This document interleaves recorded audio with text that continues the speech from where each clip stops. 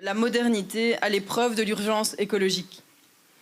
La question de la modernité, de ce qu'on entend par là, va être le pivot ou l'axe central de cette soirée, parce que selon la définition qu'on va donner de modernité, eh bien, les possibilités de redéfinition de notre manière d'habiter la Terre vont se décliner différemment. Et donc, ce que je vous propose pour cette soirée, c'est de l'organiser selon 3 moments. Un premier moment où on va se poser la question avec les orateurs qu'on a la chance d'avoir aujourd'hui de ce qu'est la modernité. Avec cette question sous-jacente de savoir s'il faut parler de modernité au pluriel ou s'il s'agit d'un mouvement relativement unifié dont ce serait facile d'épingler certaines caractéristiques clés.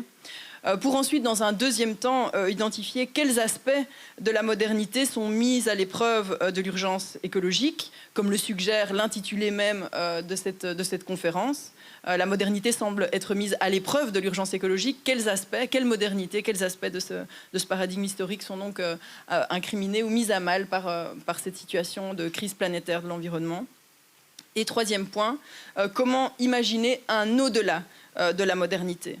Un au-delà de la modernité et peut-être aussi un au-delà de ce qu'on appelle aujourd'hui la postmodernité, c'est-à-dire finalement cette vision d'une modernité déconstruite à l'intérieur de laquelle on tâtonne un peu à l'heure actuelle à se frayer un chemin vers un nouvel horizon de sens partagé et quels en seraient finalement les enjeux, quelles en seraient les caractéristiques. Ce sera le troisième point de notre réflexion. Alors pour la mener, nous avons trois penseurs qui ont été invités ce soir. Jean Demunck à ma droite, Catherine Larère en virtuel qui nous rejoint sur Zoom et on a 3 modalités de présence différentes en fait dans cette soirée, donc quelqu'un en présentiel, quelqu'un en virtuel, et alors on a un troisième invité qui est Arturo Escobar qui lui n'est ni présent en virtuel mais qui est présent sous forme de capsule préenregistrée. Donc c'est avec lui évidemment qu'on aura le moins d'échanges ce soir en direct, mais néanmoins on va lancer la soirée avec cette capsule, avec un entretien qu'il a accordé à Ethiopia il y a quelques jours, qui sont évidemment, comme vous le verrez, en plein dans le thème et qui vont pouvoir nourrir. Me parece que el tema que han convocado de convivir o coexistir con la tierra y el cuestionamiento de la modernidad me parece que es súper importante hoy en día. Creo que es un tema al cual tenemos que dedicarle muchísima atención.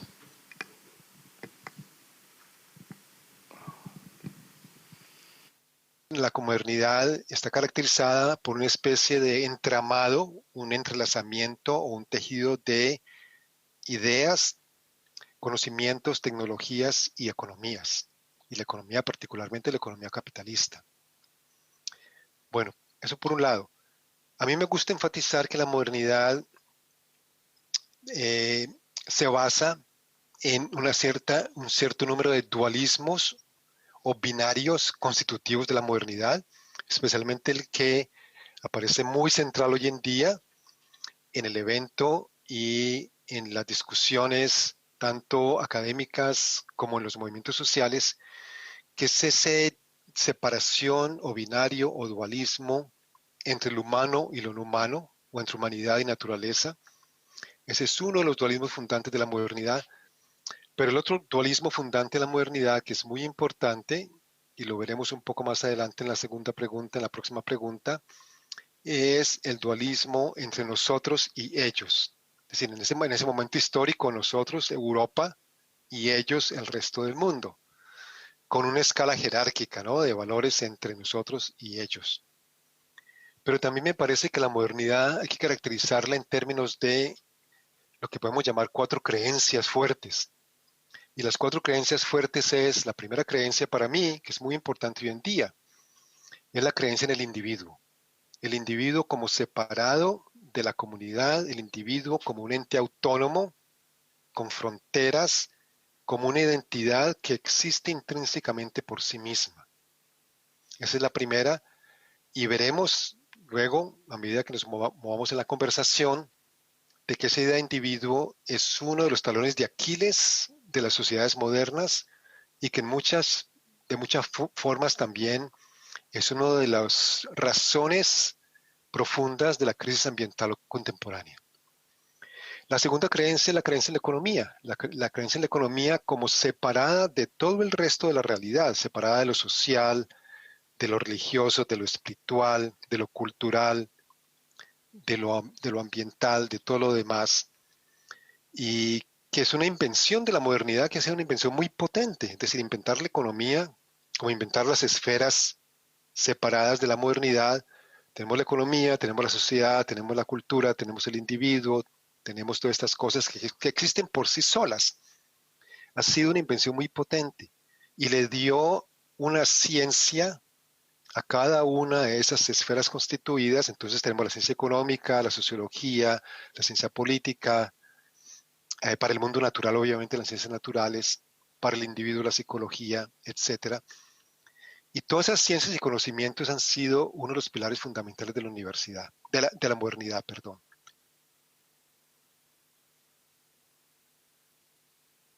Hoy en día creo que sí estamos empezando a entender de una forma más profunda cómo ese sueño del desarrollo no solamente se convirtió en una pesadilla para la mayoría de los pobres del mundo, sino que es un sueño del cual ya hay posibilidad de despertarse, y a nivel global, no solamente para América Latina o Asia y África, es a nivel global. Tenemos que rechazar ese concepto de desarrollo, como ya sabemos que también tenemos que cuestionar y rechazar el concepto de crecimiento económico y el concepto de progreso y el concepto de que el mercado y la economía son el centro de la sociedad y la actividad social, de que todos esos conceptos fundamentales de la modernidad ya tenemos que cuestionarlos de una forma muy profunda si queremos realmente lograr convivir de nuevo con la Tierra o convivir de nuevo con la Tierra.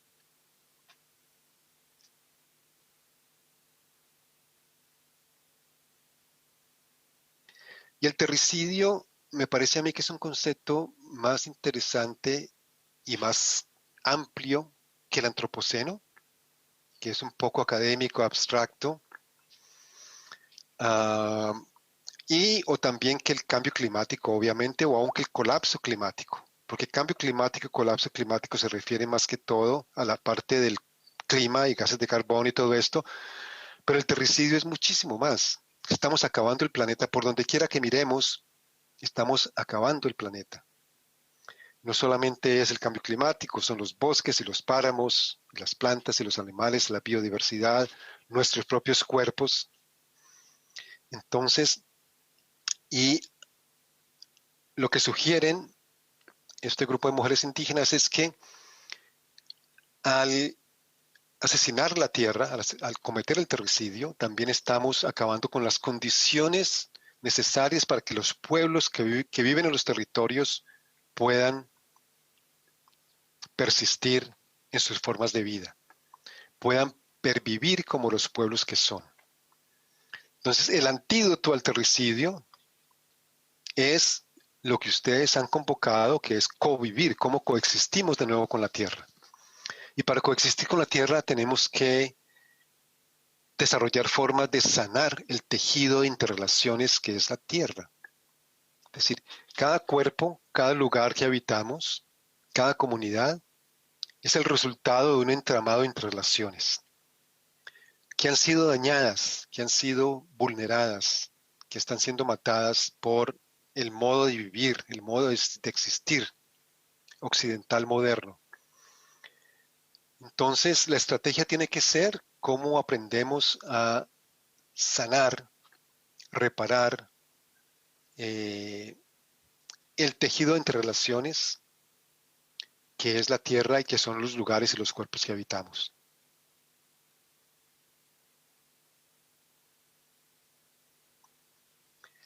Yo creo que las académicas, los académicos, las activistas, los activistas, cuando estamos empezando a cuestionar algo, le pegamos la palabra post o de.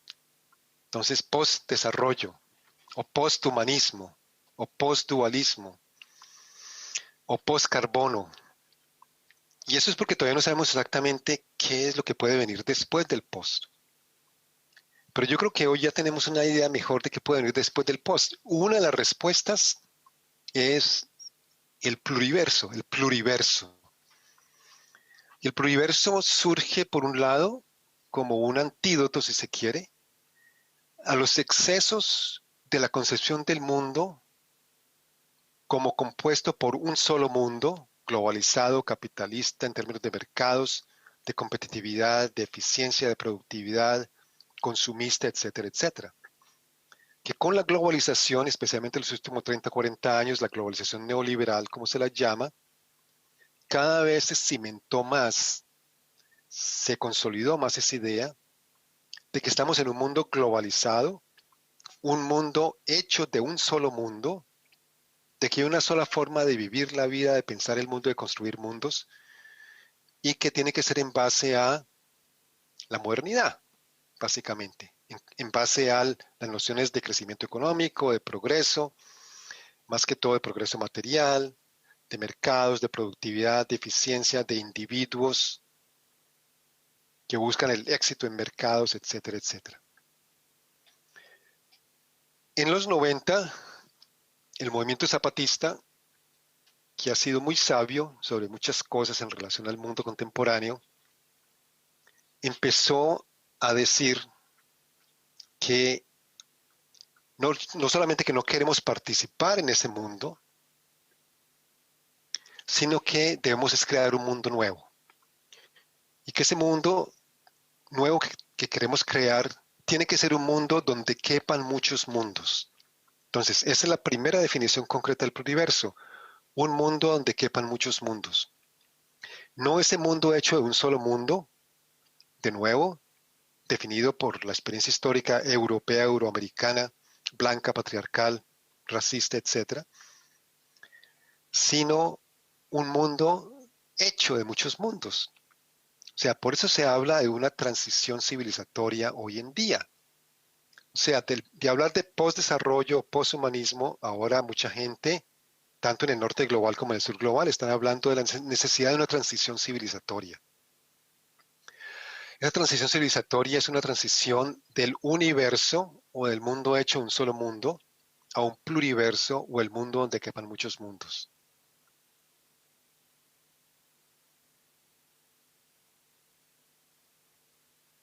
Bueno, para concluir, me parece que podemos volver a esta noción de que todas y todos en el planeta, esto no solamente es para los pueblos indígenas o para los pueblos que viven en territorios, todos vivimos en territorio porque todos vivimos en la tierra, aún en los territorios urbanos, de que todas y todos vivimos en el pluriverso, habitamos el pluriverso, todas y todos participamos en el terricidio también, de forma diferenciada, obviamente. Creo que hay pueblos que lo hacen mucho menos y están más preparados a defender una forma de existir no terricida y no patriarcal de existir.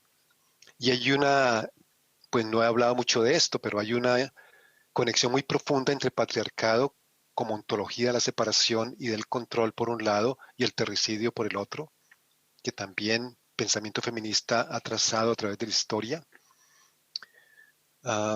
Entonces, a pensar, a reflexionar muy seriamente en cuál es nuestro lugar, digamos, como seres vivos, cómo volvemos a aprender a existir como seres vivos, de tal forma que no contribuyamos a este terricidio, sino que más bien contribuyamos a volver a tejer de una forma diferente las interrelaciones que constituyen la vida.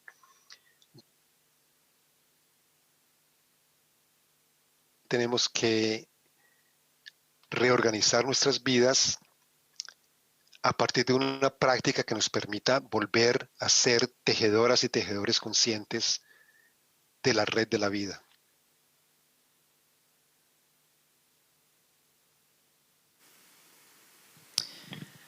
Alors voilà, la technique m'a un peu précédée. J'ai pas eu assez de temps pour vous présenter donc Arturo Escobar, que vous aurez néanmoins reconnu dans cette vidéo.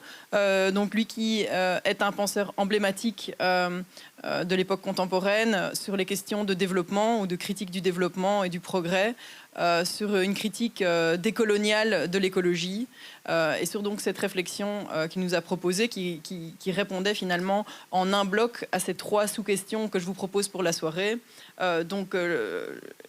Une certaine définition qu'il nous a proposée de la modernité comme modèle charriant une certaine vision du développement, du progrès, de la consommation, inscrit dans un regard finalement colonial et oppressif.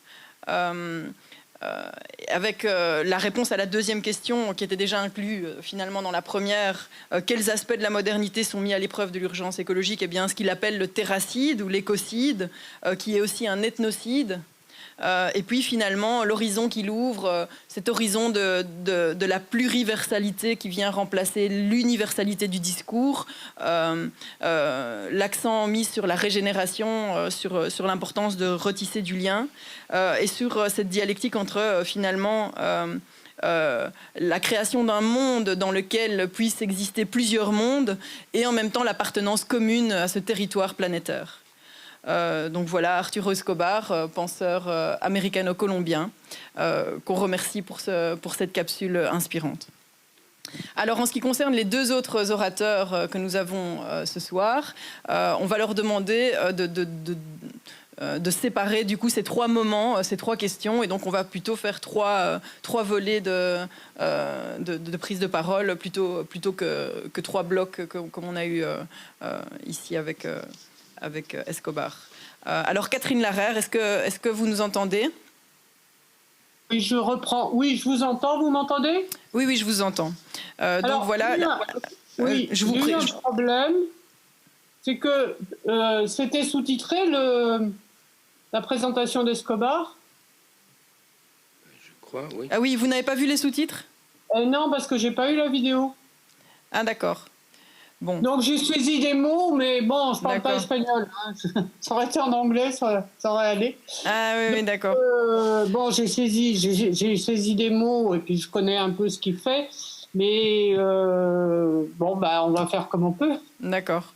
Donc, je vous présente rapidement, même si je pense que vous êtes suffisamment connus de la plupart. Mais donc, Catherine Larère est professeure honoraire de la Sorbonne en philosophie et l'une des pionnières vraiment de ce qu'on pourrait appeler l'écophilosophie ou cette réflexion proprement philosophique sur la crise écologique. Elle a analysé les soubassements philosophiques de cette crise à travers une réflexion sur l'anthropocentrisme et les alternatives qui ont été développées, les enjeux que ça pose sur le plan de la philosophie politique, mais elle s'est intéressée également à l'écoféminisme et à la pensée décoloniale. Donc elle a, au cours de sa carrière, vraiment pu brosser et défricher. On peut vraiment parler d'un défrichage philosophique de ces questions qui, encore aujourd'hui, peinent à se faire une place dans les thématiques vraiment canoniques et classiques de la philosophie. Donc merci déjà pour tout ce travail réalisé et puis c'est un honneur du coup de vous entendre sur ces 3 questions qui sont cruciales, je pense, à l'heure des transitions qui est la nôtre aujourd'hui. Je vous laisse la parole et j'espère qu'on n'aura pas de couac technique. Donc merci, donc je réponds à la première et puis Jean y répond aussi, on échange et on passe à la deuxième, c'est ça? C'est ça, si ça vous va, on fait comme ça. C'est très bon. Bon, ben merci de m'accueillir et je suis désolée de ne pas être avec vous, mais ça tient à des raisons de santé en ce qui me concerne.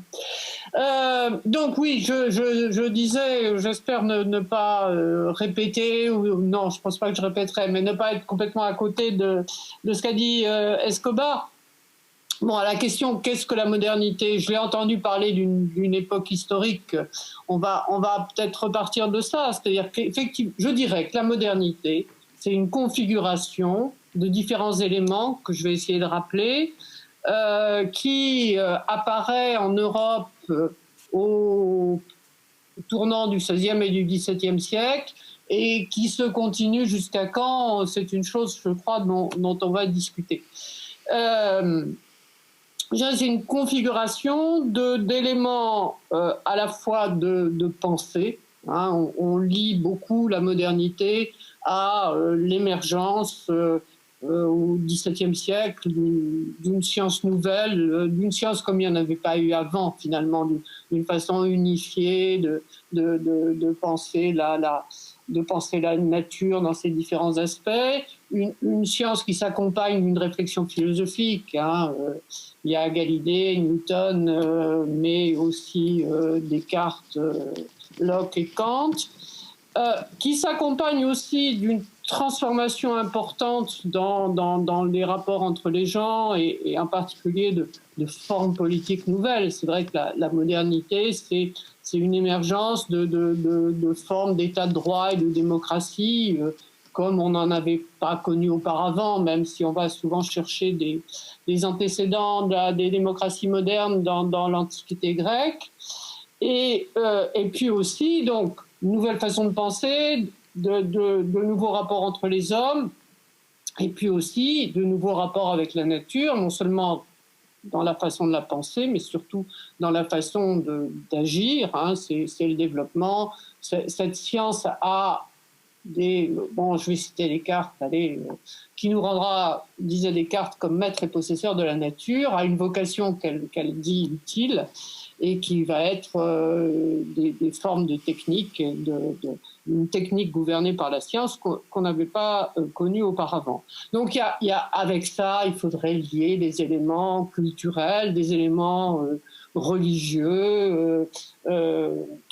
Et dernier élément, je crois, qui doit introduire le genre de discussion où on est maintenant, c'est que c'est aussi une façon de se réfléchir. La modernité se pense elle-même dans un retour réflexif sur elle-même.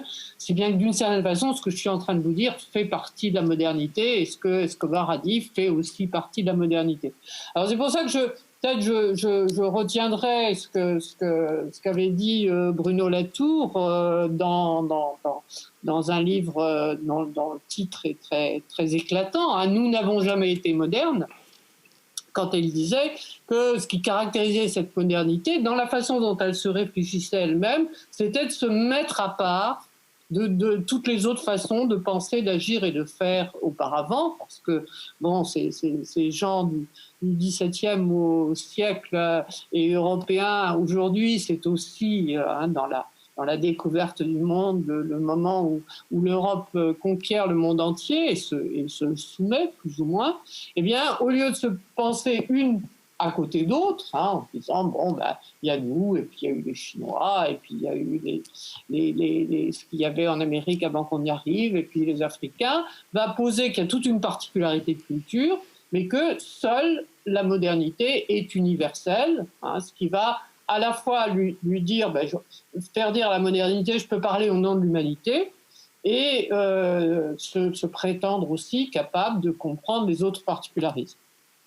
Alors, ça c'est pour se repérer donc un peu dans un phénomène, je dirais c'est un phénomène global qui réunit des éléments différents, je les ai en disant rapport entre la pensée, rapport entre les hommes, rapport entre la nature. Et ce qui me semble important, si on pense, pourquoi on en parle comme ça de la modernité, c'est qu'elle nous a, semble-t-il, mené à quelque chose qui est objectivement tout à fait inquiétant, qui est la situation actuelle du monde, la destruction de la planète à laquelle nous assistons. Moi, l'idée que j'aurais, et vous avez un peu déjà annoncé, c'est qu'elle est globale, mais c'est pas un système unique. D'abord, c'est une configuration d'éléments différents qui interviennent à des éléments différents qui n'ont pas la même histoire et qui se résument jamais dans une pensée unique. Moi, j'ai beaucoup travaillé sur le XVIIIe siècle. Vous pouvez pas dire ça représente tout le reste. Et puis, elle a différentes époques.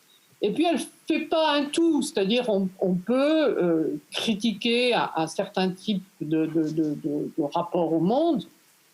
On peut critiquer des techniques extractivistes qui détruisent le milieu dans lequel elles s'insèrent, sans pour autant complètement laisser tomber tout ce tout ce qui a pu être apporté politiquement sur les droits de l'homme, sur la démocratie. Donc ce que je voudrais dire, c'est global et c'est un ensemble. Alors je ne vais pas employer le mot de civilisation, mais on peut l'employer. Hein.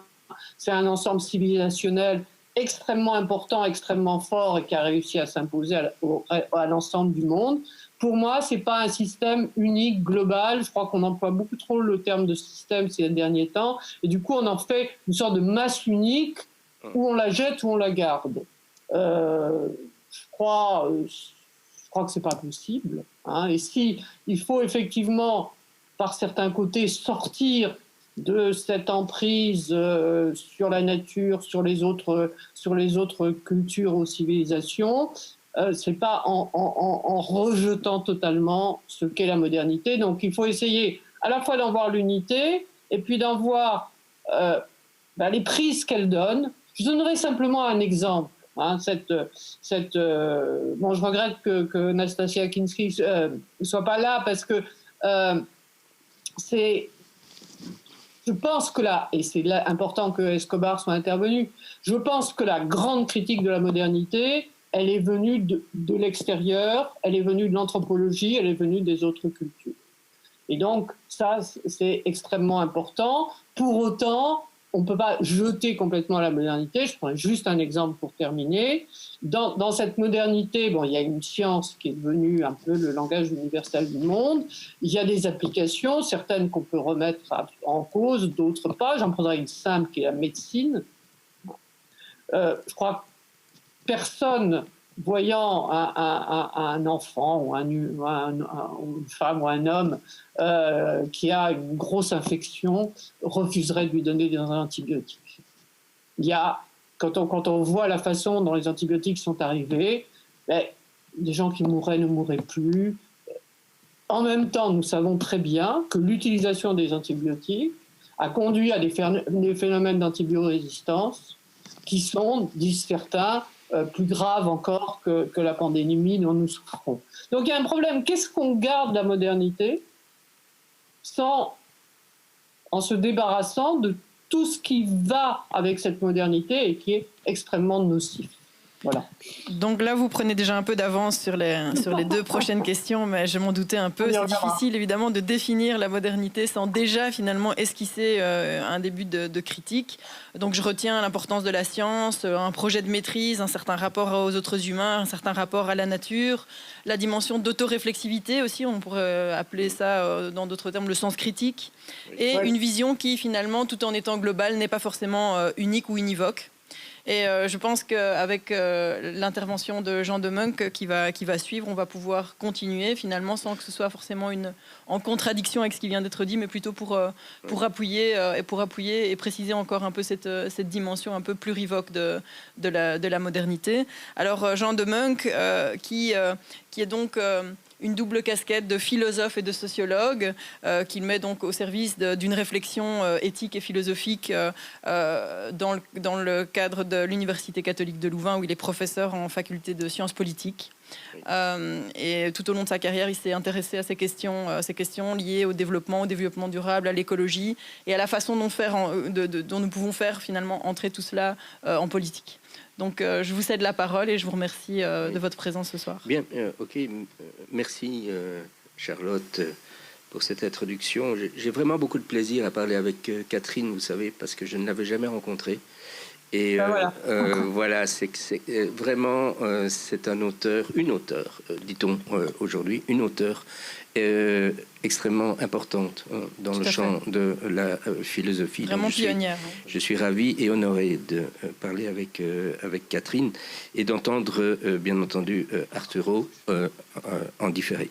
Alors, concernant la question de la modernité, moi, je dirais que, si vous voulez, il faut partir au fond d'une idée assez simple.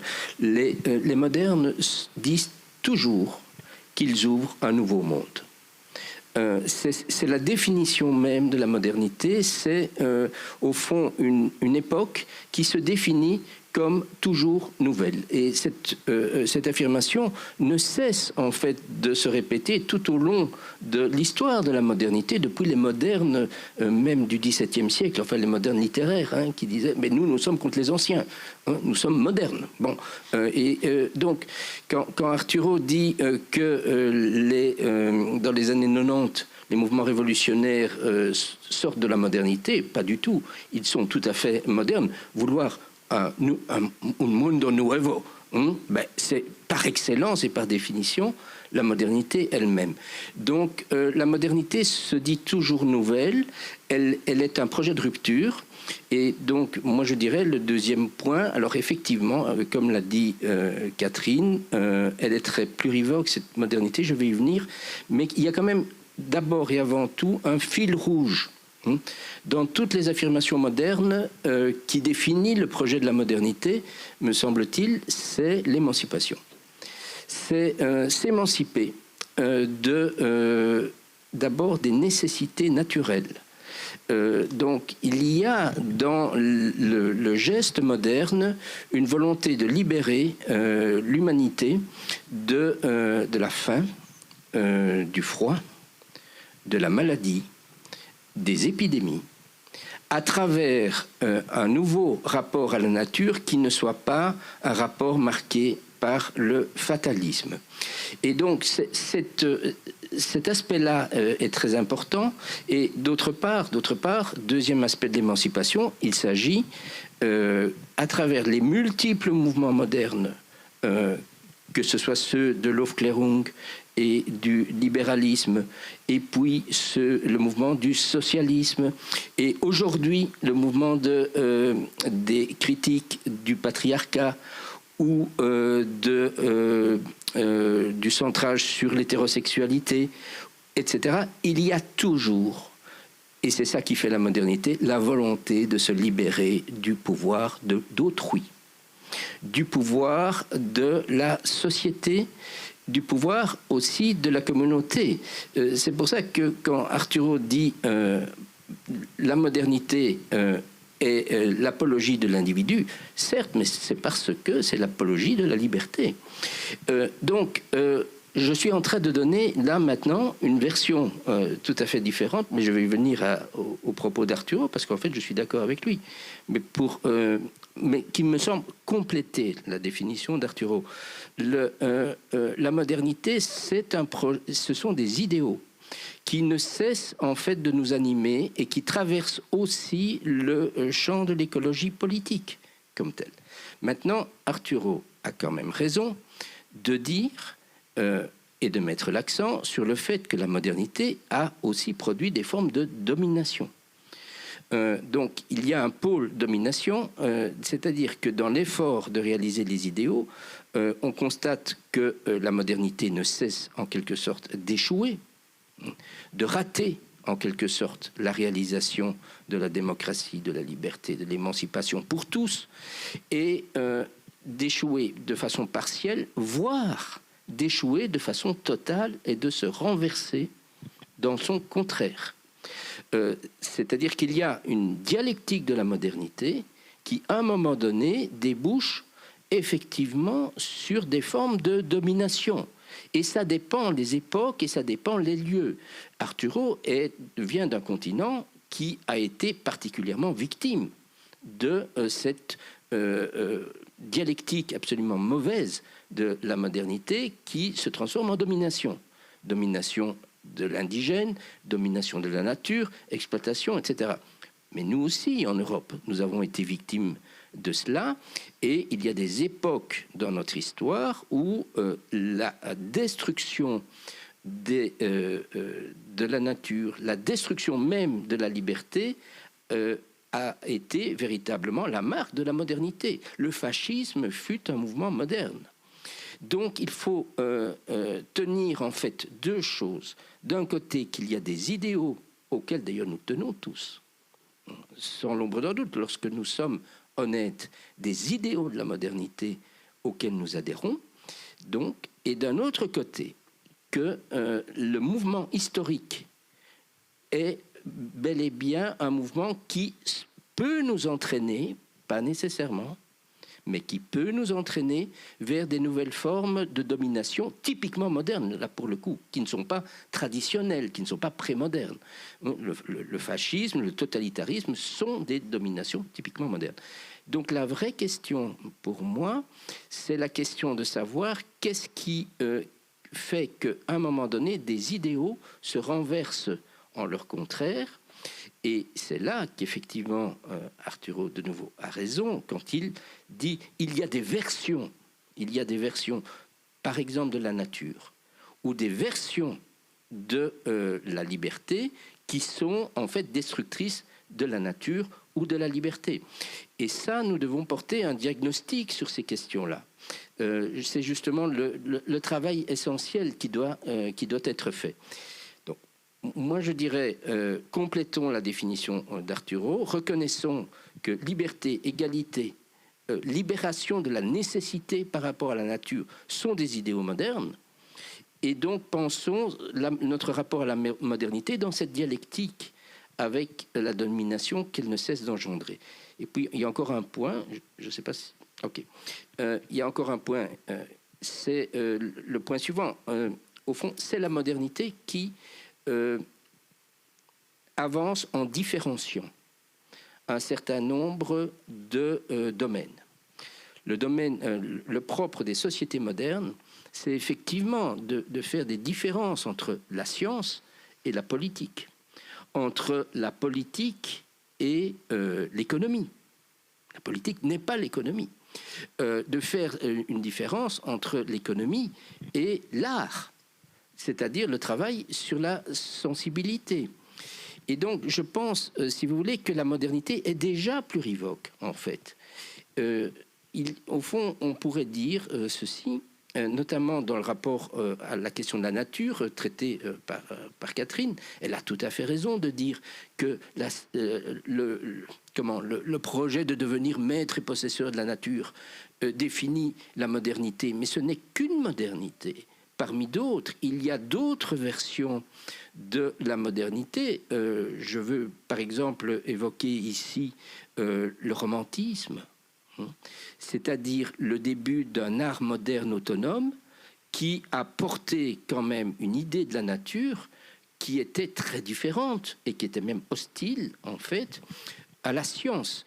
Ça a été pris en relais, si vous voulez, par les impressionnistes, ça a été pris en relais par les surréalistes, qui imaginent quand même un autre rapport à l'animalité que le rapport scientifique d'objectivation. Donc, on n'est pas démuni en modernité de ressources critiques, en fait, des tendances à la domination qu'elle ne cesse elle-même de générer. Donc, je suis à moitié d'accord avec Catherine, peut-être qu'on peut discuter sur ce plan, lorsqu'elle nous dit la critique de la modernité vient de l'extérieur. Elle a été portée, avez-vous dit, par les anthropologues. En un sens, bien sûr, c'est vrai, il y a une critique qui vient de l'extérieur de la modernité occidentale. On peut y revenir, mais il faut quand même être attentif au fait que nous avons des ressources sémantiques en modernité pour critiquer en fait des tendances interne à la modernité également. Donc il y a une critique interne que l'on peut ressusciter et que l'on peut prolonger. Voilà. Merci Jean Demeung. Donc je retiens de votre prise de parole cette idée de la modernité comme d'un projet finalement pétri de paradoxes ou des idéaux d'émancipation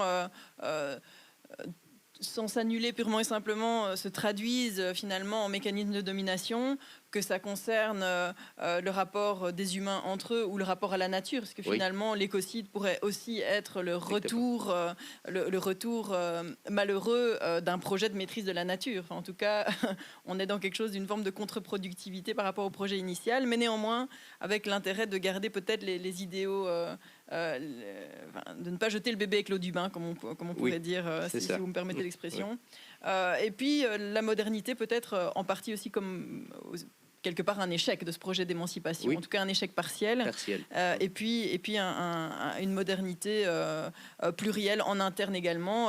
Catherine Larère a beaucoup travaillé sur le XVIIIe siècle et Oui. c'est clairement, je pense, un siècle emblématique qui est effectivement pétri d'une discussion et de débats philosophiques internes très forts entre les Lumières et le romantisme allemand qui nous montre la complexité qui nous habite aussi dans nos rapports à la nature, dans nos rapports aux projets scientifiques, mécanistes, etc. Donc ça, je pense que c'est important de le rappeler. Alors, la deuxième sous-question qui porte sur les aspects de la modernité qui sont mis à l'épreuve de l'urgence écologique. Je vous la repose pour la forme, mais je pense que dans ce que vous avez dit en réponse à la première question, c'était déjà évidemment en filigrane. Mais si vous deviez me donner, mettons, 3 aspects pour donner un cadre à la question, 3 aspects de la modernité qui sont plus que d'autres mis à l'épreuve de cette urgence écologique, quels aspects me citeriez-vous, me donneriez-vous, Catherine Larère? Quels aspects je donnerais? Écoutez, je citerai, vous savez, en 1992, quand il y a eu le sommet de la Terre à Rio, qui était en fait le 2e sommet, mais qui a été vu par beaucoup comme un premier sommet de la Terre, il y a eu une réaction qu'on a analysée après et qui s'est traduite par un manifeste, un appel signé par quantité de prix Nobel,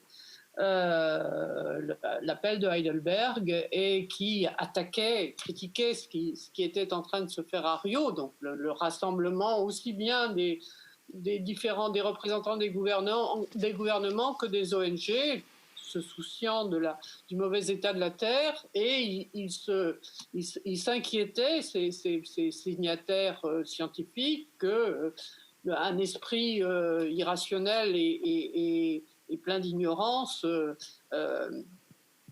envahissait le monde, et il disait l'humanité a toujours progressé en mettant, je cite, je vais surtout pas les reprendre à mon compte, l'humanité a toujours progressé en mettant la nature à son service, c'est pas l'inverse, et il liait le progrès à la science, la technique et l'industrie.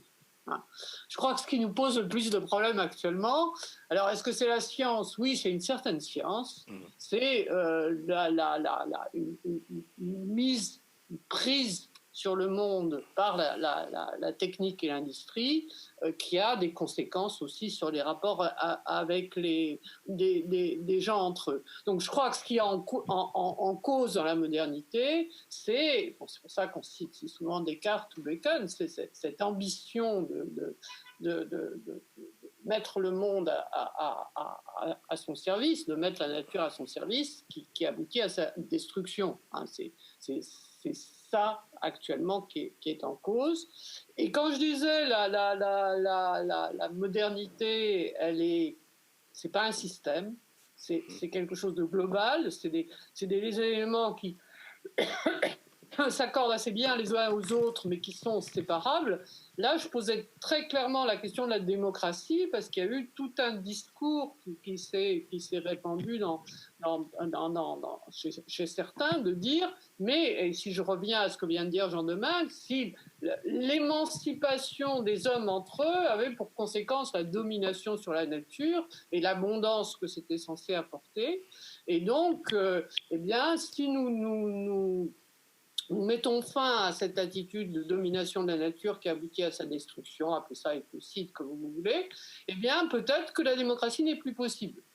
Et donc là, je crois qu'il y a un vrai problème. Est-ce qu'on peut vivre dans autre chose que l'idée de la croissance et de l'abondance et continuer à vivre dans des rapports démocratiques? C'est là que mettre en cause le plus évident pose la question de savoir quelles en sont les répercussions. Mais qu'il y a un problème avec un certain mode technique, une certaine productivité aussi bien agricole qu'industrielle, et que ce soit quand même ça d'abord qui est en cause dans la modernité, ça me paraît assez clair. Et donc toute la question est de savoir dans quelle mesure on peut se prendre distance par rapport à ça sans en payer un prix fort par rapport à d'autres choses qui resteraient des idéaux qu'on a envie de valoriser, quoi, c'est ça? Pas seulement des idéaux, mais des pratiques existantes. Jean de Muncq, comment vous réagissez à cela, ou qu'est-ce que vous répondriez donc à cette question? 3 éléments qui sont particulièrement mis à l'épreuve au sein de la modernité par l'urgence écologique. Oui, donc personnellement, je ne dirais pas que la science est... Je l'ai pas dit d'ailleurs. Non, je crois que nous sommes d'accord. Nous sommes d'accord. Et vous avez bien dit, Catherine, une version de la science. Vous avez bien incriminé une version de la science. Et ça, je pense que ça va. Vous avez bien incriminé une version de la science. Et ça, c'est très important. Donc, ce n'est pas la science qui est mise à l'urgence. Au contraire, les scientifiques sont aujourd'hui nos meilleures ressources pour justement établir l'état du climat, donner des pistes pour défendre la biodiversité. Donc, je ne pense pas que l'écologie a intérêt, l'écologie politique a intérêt à verser dans un discours anti-science. Ça, c'est une première chose. Deuxième chose, pour moi, l'essentiel, c'est le capitalisme. On parle souvent d'anthropocène.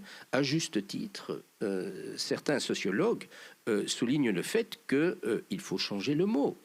Ce n'est pas le genre humain, en général, qui modifie le climat, la biodiversité. C'est le capitalisme occidental à l'origine, mais, comme Marx l'avait annoncé, qui n'est pas destiné du tout à rester occidental. Le capitalisme est une force de mondialisation et ne doit certainement pas être identifié à l'Occident. Donc, le capitalisme est en jeu. Pourquoi? Parce que c'est le système économique qui s'appuie et qui entretient à la fois le productivisme et le consumérisme. C'est ce système-là qui, en quelque sorte, propulse les techniques et la science dans une direction qui est destructrice. Donc, capitalisme, c'est quoi? C'est donc, ça se définit assez simplement, c'est la poursuite de l'accumulation du capital pour lui-même. Il n'y a pas d'autre finalité au capitalisme que l'accumulation du capital. Et il s'est fondé sur la propriété privée et s'est fondé, bien entendu, sur le marché du travail. Donc, ce système, alors, à juste titre, les écolos soulignent très souvent que ce système génère du productivisme. Moi, je voudrais insister sur le fait que le capitalisme contemporain trouve en fait une ressource destructrice, surtout dans le consumérisme. Et c'est bien sûr en rapport avec le productivisme, mais c'est en même temps une autre force et un autre moteur de développement d'une modernité destructrice de la nature et génératrice de domination. Je voudrais m'expliquer là-dessus parce que ce point me semble important. Que donc nous soyons d'accord que le productivisme est en fait une tendance absolument attestée du développement capitaliste depuis son origine et qui a été particulièrement déchaînée au cours des 20 ou 30 dernières années. Je pense que cela ne fait de doute pour personne. Le productivisme s'appuie sur une idée de croissance qui doit être distinguée, évidemment, comme l'a dit Arturo, du progrès. La croissance, ce n'est pas le progrès, c'est une version appauvrie, quantitative du progrès.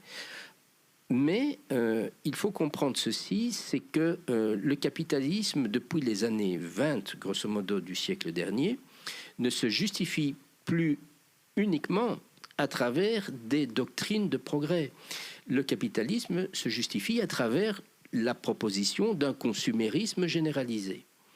Consumérisme généralisé, aller en Amérique latine, aller en Asie, aller même en Afrique, aller voir les grands magasins et les centres commerciaux, et vous verrez que le consumérisme a une capacité d'attraction considérable et est en fait le facteur de légitimation du productivisme et du déchaînement du capitalisme.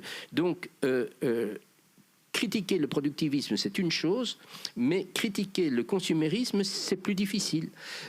Pourquoi ? Parce que le consumérisme renvoie en fait à une définition de la vie bonne, renvoie à une fabrique du bonheur, une fabrique des désirs. Nous avons été, depuis à peu près 50 ans, conditionnés de façon systématique, scientifiquement organisée, à poursuivre des biens matériels et à faire monter le taux d'adrénaline permanent. Il n'est pas douteux que faire monter le taux d'adrénaline de façon permanente fait partie d'une certaine définition possible du plaisir et du bonheur. Mais c'est la définition consumériste qui a des conséquences absolument désastreuses parce qu'elle justifie justement le productivisme. Donc en fait, le problème fondamental pour moi, c'est aujourd'hui de parvenir à redéfinir une autre version du plaisir, une autre version du bonheur. L'écologie politique ne parviendra à rien si elle ne se porte pas sur ce terrain culturel qui peut être justement porté par des associations alternatives, par des artistes alternatifs. Nous avons besoin d'un nouvel imaginaire et d'un imaginaire qui soit véritable, qui fasse véritablement le poids par rapport à l'imaginaire consumériste.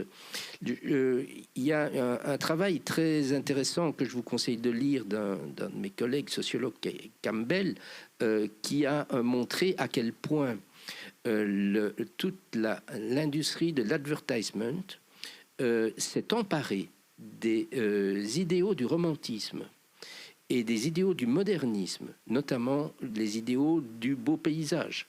On vous vend des savons au nom de la fraîcheur, alors que cette production de savon elle-même est catastrophique. Donc on ne cesse de vanter la vie aventureuse, ce qui justifie des formats de tourisme qui sont absolument destructeurs. Donc, je pense qu'il y a là un travail absolument immense à faire sur le pilier non seulement productiviste, mais consumériste du capitalisme. Et donc, l'écologie politique, si elle veut véritablement présenter une alternative aux tendances mortifères de la modernité, doit s'attaquer à ce problème. Merci Jean Demunck. Je pense que on pourra revenir sur ces deux premières questions, mais ça peut peut-être justement être un bon moment pour faire la transition, parce qu'avec cette proposition finalement d'une nouvelle vision du bonheur, d'une nouvelle vision du plaisir, voire de la vie bonne, on est déjà en train d'anticiper ce troisième axe de réflexion proposé pour cette soirée, qui est la question de savoir comment imaginer un au-delà de la modernité. Alors on voit que c'est complexe parce qu'on n'a pas envie de nier en bloc la modernité. Quelque part, on a envie de garder la raison, mais sans le rationalisme extrême ou l'accent mis exclusivement sur la rationalité instrumentale. On a envie de garder la science, mais pas le scientisme. On a envie de garder l'importance de l'individu et de la liberté, mais finalement sans l'individualisme, etc., etc. Donc on a envie de préserver certaines choses. Mais enfin, globalement, on est quand même dans un paradigme civilisationnel déconstruit. C'est-à-dire que autant on veut garder certains aspects de la modernité, mais on ne peut plus dire qu'on soit mu, comme ont pu l'être les gens, par exemple, au XIXe siècle, par les idéaux régulateurs de la modernité, de manière suffisamment puissante que pour amorcer la transition et la transformation civilisationnelle que la réalité attend de nous, quelque part. Et donc, ma question ici, ce serait de dire, au fond... jusqu'où peut-on aller au niveau d'une anticipation, d'une réflexion alors sur l'imaginaire, sur les récits, c'est un peu les mots qu'on utilise aujourd'hui qui sont mis un peu d'ailleurs parfois à toutes les sauces, mais enfin qui disent justement cette invitation qui est faite d'imaginer un au-delà de la modernité et un au-delà aussi, et on n'en a pas encore parler, je pense que c'est important, aussi un au-delà de ce qu'on appelle la postmodernité, qui est peut-être, dont la définition peut-être la plus claire consiste précisément à mettre l'accent sur cette dimension déconstructive, finalement, des idéaux régulateurs de la modernité. Et donc, comment aller au-delà de la modernité, de la postmodernité? Et là, on peut dire que... Je ne sais pas quel est votre avis, mais il semble que le monde intellectuel tâtonne un peu. Oui. Il y a quelques concepts qui émergent. Il y a le concept d'hypermodernité, le concept de transmodernité. Arturo Escobar parlait de la pluriversalité, d'un monde pluriversel. Au fond, on cherche des mots pour essayer d'ouvrir justement un espace de nouveauté et d'innovation sociale, politique, philosophique, artistique, etc. Et on tâtonne un peu là-dedans. Donc j'aimerais bien vous poser la question, bon, peut-être déjà du mot, comment nommeriez-vous cet après? Et ensuite... Comment le caractériseriez-vous, ce nouveau paradigme civilisationnel, si vous êtes d'accord avec moi que c'est bien de ça dont on a besoin et dont il s'agit dans cette conversation, quoi. Catherine Larrey. Oui, alors je rappellerai simplement l'origine du terme postmodernité parce que ça peut peut-être nous éclairer. Le mot est introduit par Jean-François Lyotard dans la condition postmoderne en 1980 et des poussières. Il l'emploie pour désigner ce qu'il appelle la fin des grands récits. Donc c'est pas simplement les idéaux de la modernité, mais disons c'est les représentations globales imaginaires qui orientent ces idéaux de la modernité. Alors ces grands récits ils sont de valeurs extraordinairement différentes d'ailleurs, que peuvent être la nation, le peuple, mais aussi la race. Hein. Jean disait bien que le fascisme faisait partie de la modernité et avait aussi, hélas, son grand récit. Et cette annonce de la fin des grands récits était, pour Jean-François Lyotard, dont le terme a eu un énorme succès, une façon de dire qu'il n'y avait plus de grands récits, qu'on était effectivement dans la déconstruction. Hein. C'est aussi le moment où Derrida met en place sa philosophie de la déconstruction et que donc on était dans un éparpillement, un émiettement, que finalement on est dans une sorte de relativisme généralisé et finalement on n'était plus que dans un ensemble de rapports de force. Et si bien qu'à la fois le concept de postmodernité a été très accueilli et en même temps dénoncé comme l'introduction de relativisme dangereux. Alors je voudrais juste rajouter un élément qui peut-être peut nous remettre dans ce qui nous sépare des années 80. Moi, j'ai toujours entendu dans cette idée de postmodernité un petit peu comme si on était dans un après, alors que ce qui aurait dû nous faire passer de l'avant à après n'avait pas eu lieu. Hein. Comme si on disait, comme si dire la postmodernité, c'était faire le deuil de la révolution. C'est-à-dire, il n'y aura pas de révolution pour nous faire passer à l'autre âge, mais d'une certaine façon, nous avons fait le deuil de la révolution, nous avons fait le deuil d'une transformation globale. Je crois qu'il faut se souvenir un peu de ça quand on parle de postmodernité. Alors, comme c'était un concept quand même assez négatif, le concept de postmodernité, très vite est arrivée l'idée d'une postmodernité reconstructive, reconstructrice. Et j'en viens là à l'écologie politique, qui a été une façon de dire, eh bien, de cette modernité dont les idéaux se sont écroulés et dont les récits personne n'y croit plus, eh bien, nous allons en reconstruire un autre. Et à ce moment-là, vous avez une collection aux presses de l'Université de New York, SUNY, qui s'appelle Postmodernité reconstructive. Et d'une certaine façon, ces récits dont nous avons besoin parce qu'ils donnent sens, parce qu'ils nous permettent de nous projeter dans l'avenir, parce que nous avons besoin de récits pour nous orienter, pour savoir ce qu'on va faire, pour y trouver un sens. L'anthropocène dont parlait Jean est arrivé le terme d'anthropocène est introduit en l'an 2000, donc 20 ans après la postmodernité, mais a pu apparaître comme un nouveau récit, là où il n'y en avait plus. Alors, à la fois, je suis bien sûr d'accord sur l'idée que l'anthropocène est une façon de déguiser, d'accuser l'humanité dans son ensemble de quelque chose qui est la responsabilité du capitalisme. Je suis pas tellement d'accord pour qu'on donne qu'on en reste au terme de capitalocène, de terme technocène ou terme de ce genre, parce que repasser de l'anthropocène au capitalocène, c'est finalement ne plus faire apparaître que l'histoire du capitalisme et que tout le reste, tous ceux qui ont été soumis au capital, que ce soit en Afrique, en Asie, en Amérique du Sud, ce ne sont finalement plus que des victimes qu'on ne voit plus. On ne voit plus non plus la nature. Donc, moi, ce que j'aime bien dans l'anthropocène, d'abord, c'est que ça a beaucoup de sens, donc c'est ouvert.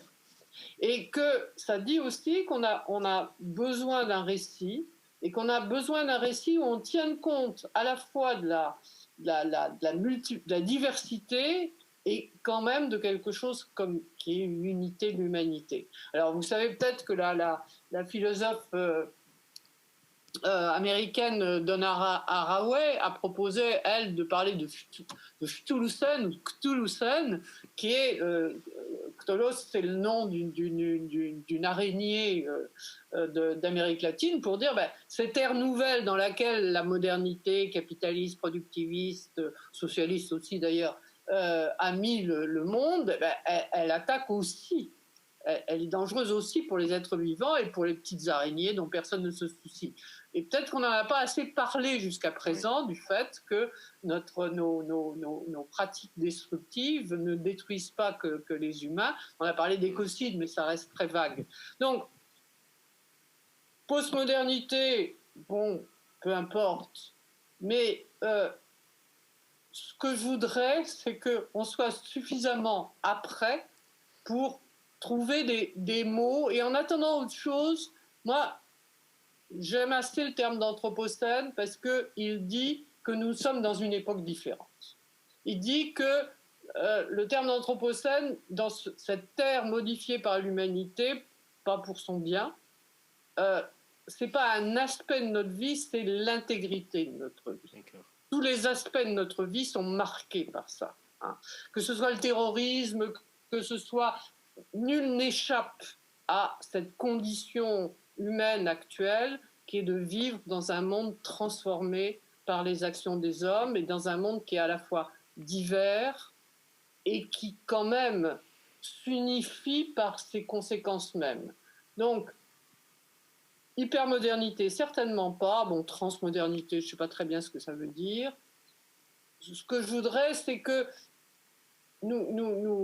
et c'est là que le terme d'anthropocène, moi, je suis d'accord avec les critiques qu'on en fait, hein, mais il me paraît une référence pour dire, nous, pas seulement les humains, nous tous les vivants, nous vivons dans un monde qu'une partie de la vie a transformé, et ça affecte nos vies dans tous leurs aspects. Voilà, c'est ça qui me paraît important. Merci Catherine Larère. Un intérêt que je vois évidemment au choix du terme anthropocène, c'est que dans la dénomination même, quelque part, notre condition d'être en relation avec la nature, finalement le vivant, la nature est déjà présente dans la manière de caractériser l'époque dans laquelle on vit, et donc on sort finalement d'un anthropocentrisme strict avec ce choix conceptuel-là. Après, selon la façon dont on va le définir, est-ce que c'est un concept qui est strictement descriptif, ou est-ce qu'il y a, mais on pourra en reparler après, mais est-ce que ce mot est suffisant pour nous mettre en mouvement, en fait, pour nous ouvrir un champ, ou est-ce que ça ne fait finalement que décrire une situation qui est dans une très large mesure problématique. Donc qu'est-ce que ça dénoue, qu'est-ce que ça ouvre? Mais on y reviendra. Je vais d'abord passer la parole à Jean de Meung pour qui nous propose aussi sa vision de l'avenir.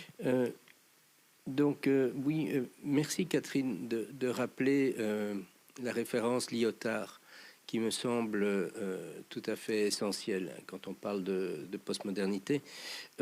Donc effectivement, s'il y a bien quelque chose à laquelle nous ne devons pas croire, c'est la thèse de Lyotard de la fin des grands récits. C'est franchement du pipeau. On ne constate pas la fin des grands récits. Je vais vous donner deux exemples qui sont post-années 70.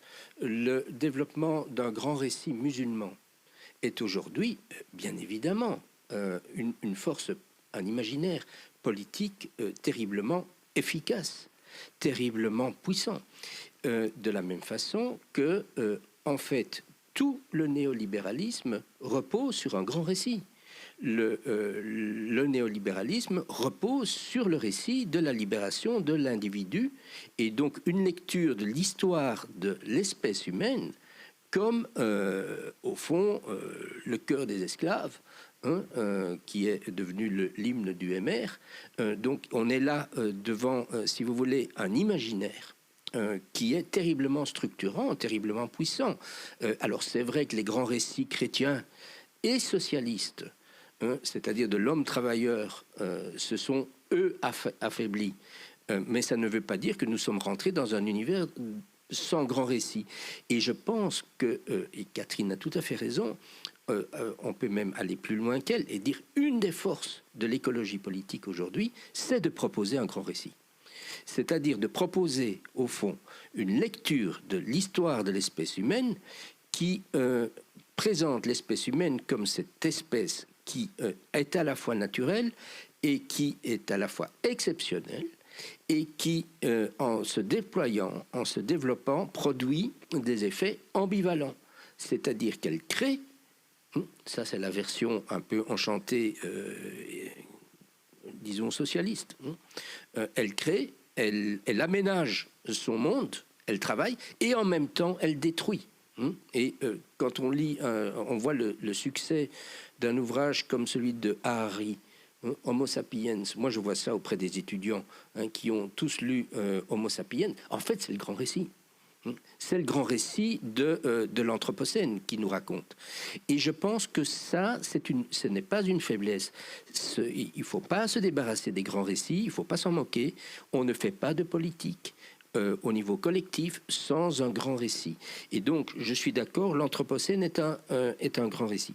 Maintenant, je voudrais dire une deuxième chose concernant ce que Catherine a dit. Elle a à juste titre, Catherine, vous avez dit, oui, mais quand même, où sont les autres? Donc, le capitalisme, c'est bien, mais il y a les autres. Bon, il y a ceux qui n'étaient pas dans le capitalisme. Donc, je pense qu'effectivement, si on a une version plurivoque de la modernité, si on reconnaît qu'il y a des modernités, même en Occident, qui ont été opprimées, qui ont été refoulés, comme par exemple les porteurs d'une rationalité esthétique dans le rapport à la nature, dont tout le monde s'est moqué au XIXe siècle, enfin qui étaient marginaux. C'était des têtes brûlées, c'était les poètes, enfin ceux qui ne comptaient pas. Donc si on admet cette pluralité, alors nous pouvons comprendre aussi qu'un dialogue est possible entre cette partie de la modernité et d'autres formes de rapport à la nature.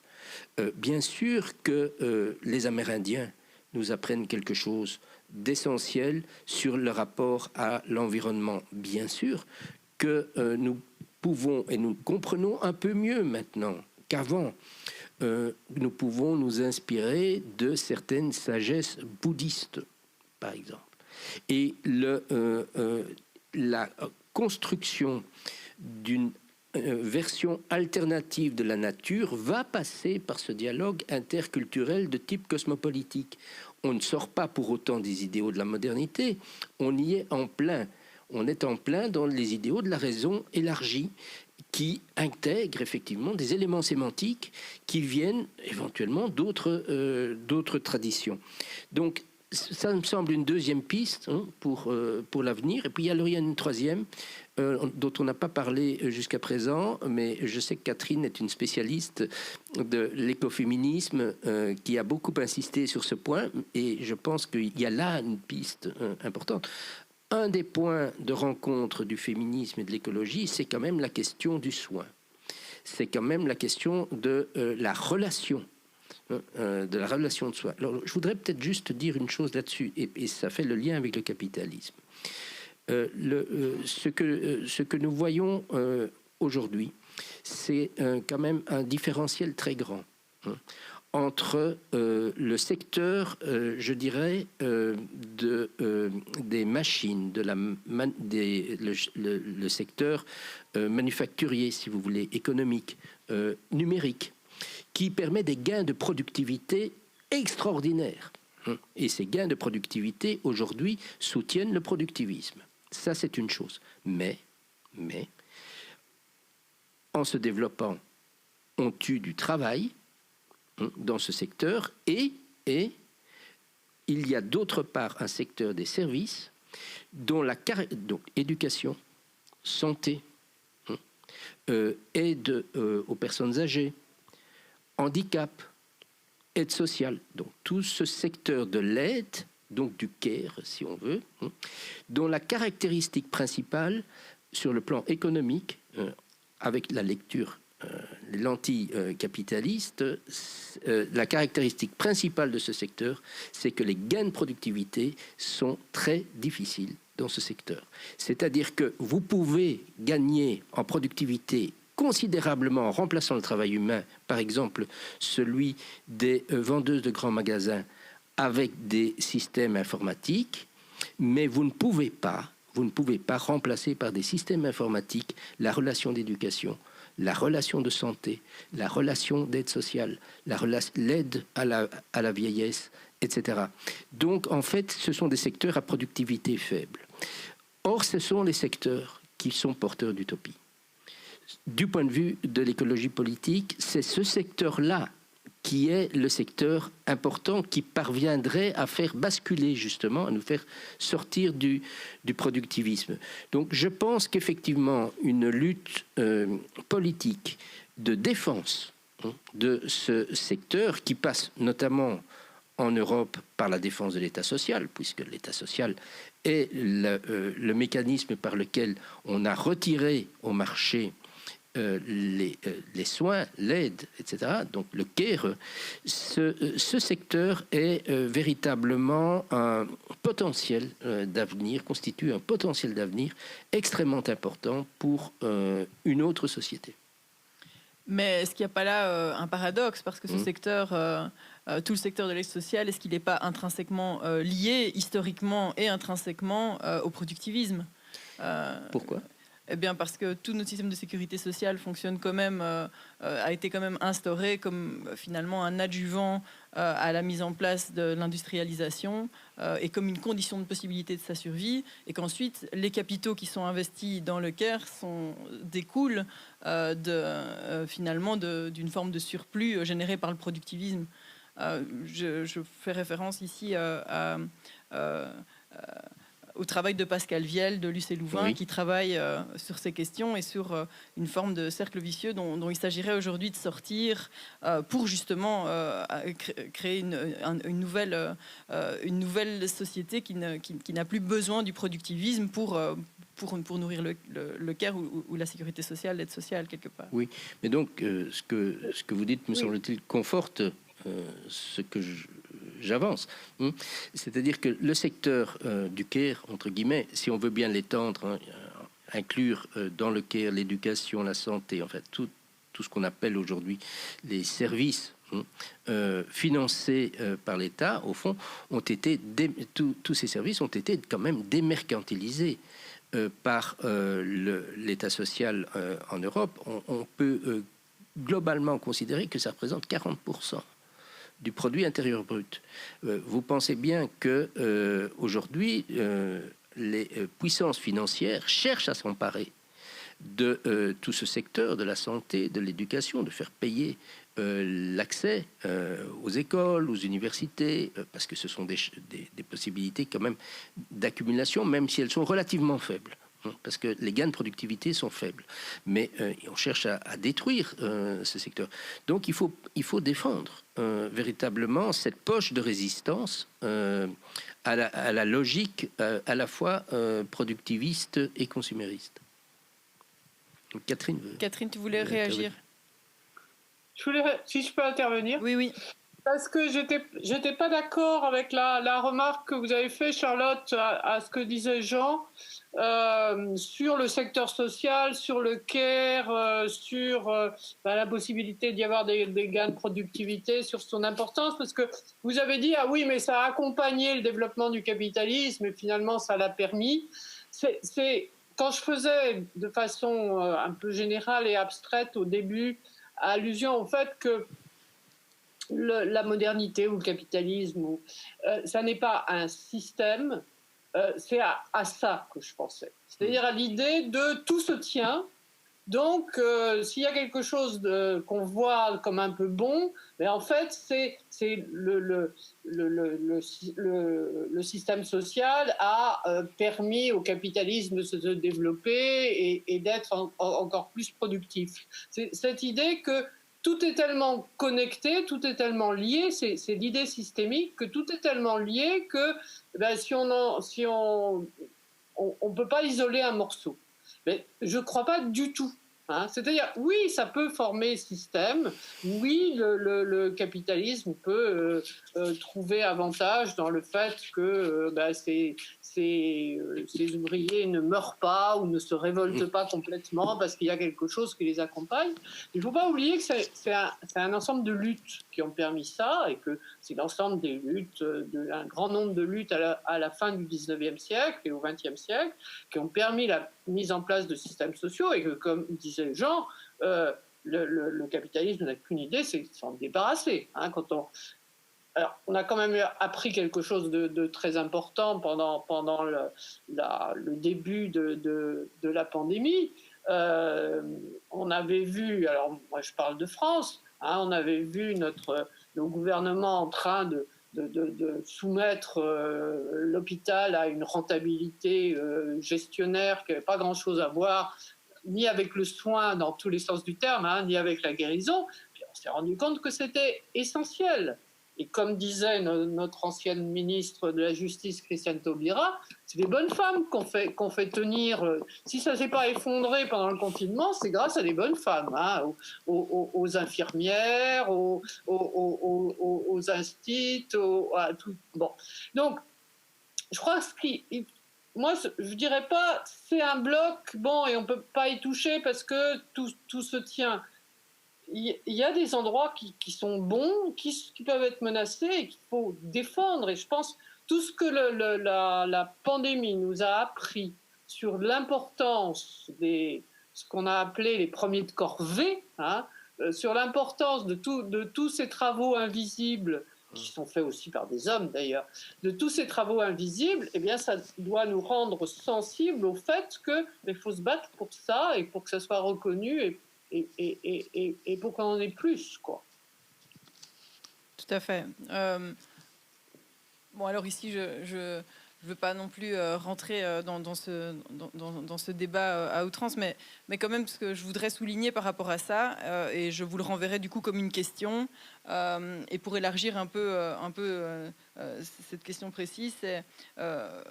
au fond, avec l'entrée dans l'Anthropocène, avec la crise écologique, et avec les déconstructions féministes, la critique du patriarcat, la critique décoloniale, on a pris conscience finalement un peu de l'arrière-cuisine de la modernité et de ses conditions de possibilité en même temps. On s'est rendu compte qu'en fait, on ne pouvait pas survivre sans un certain équilibre écosystémique. Le système ne pouvait pas fonctionner sans le travail invisibilisé des femmes ou sans l'utilisation des ressources, sans l'exploitation de la main-d'œuvre des pays du Sud ou de certaines classes sociales au nord. On se rend compte de finalement la grande dépendance dans laquelle on se trouve et dans laquelle se trouvent nos institutions. Si on prend rien que la question de l'énergie, et certaines personnes font cet exercice de transformer notre dépendance énergétique en proposant des équivalents. Qu'est-ce que ça représenterait en travail musculaire, métabolique, humain, ce dont on a besoin pour fonctionner normalement dans la société occidentale. Mais on se rend compte que finalement, nos dépendances sont gigantissimes. Et c'est un des grands paradoxes finalement du projet d'émancipation moderne aussi. C'est que cette valeur d'autonomie et de liberté qui est centrale dans la modernité nous a mis dans un modèle de société qui est hautement dépendant et justement très peu résilient et peu autonome quelque part. Il y a beaucoup d'arrière, l'arrière-cuisine est chargée, quoi. Et du coup, que ce soit la question de la sécurité sociale, mais globalement de nos institutions, elles fonctionnent dans un système comme ça de dépendance multiple. Alors, je suis d'accord avec vous c'est pas forcément un nœud inextricable et qu'on peut là-dedans dégager le bon grain de livret. Donc, je veux pas dire que c'est forcément du coup un bloc et un kit, mais il n'empêche que se projeter dans un futur, si on veut réintégrer tout ce qui a été invisibilisé et en prendre conscience et partir de ça comme base pour un nouveau futur soutenable, ça demande sans doute de revoir quand même très très en profondeur notre mode d'organisation sociale, nos structures institutionnelles, politiques, etc. Je ne sais pas ce que vous en pensez et comment vous voyez cette réappropriation finalement de ce qui a été passé sous silence et invisibilisé. J'y vais ? Oui. Comme vous voulez, honneur aux dames. Merci. Et je crois qu'elle est en cours, cette réorganisation. C'est-à-dire, si on en reste au niveau global, il y a de quoi être désespéré. Hein. Si on prend les chiffres, si on les additionne, si on regarde le chiffre des dépendances, globalement, je veux dire l'augmentation des émissions de CO2, etc., il y a de quoi être désespéré. Si on a un regard moins global, et si on va voir la diversité du monde, mais on se rend compte qu'il y a des choses qui se passent. Alors moi il y a une anthropologue que j'aime beaucoup, c'est Anna Tsing, hein, et dans le livre où elle raconte